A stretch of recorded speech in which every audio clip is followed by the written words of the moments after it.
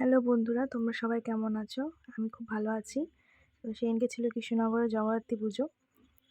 জগদ্ধাত্রী পুজোর আগের দিন তো আমরা সকালবেলা গেছিলাম ছেলেকে চুল কাটাতে, আর এই সন্ধ্যেবেলা বেরিয়েছিলাম আমরা ঠাকুর দেখতে। আমার মাসি শাশুড়িদের সাথে, ননদ, তারপরে মেসোদের সাথে। তো এই যে আমরা রাজবাড়ি আমরা অনেক জায়গায় ঘুরেছি সেদিনকে। আমরা পায়ে হেঁটেই ঠাকুর দেখেছি, কারণ সবাই মিলে বেরিয়েছিলাম। তাই যে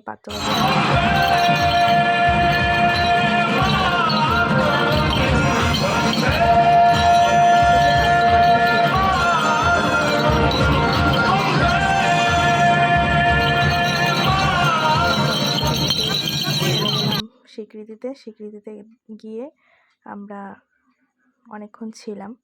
তারপরে আমরা ঠাকুর দেখে আমরা বাড়ি চলে এসেছিলাম। এই যে স্বীকৃতির প্যান্ডেল।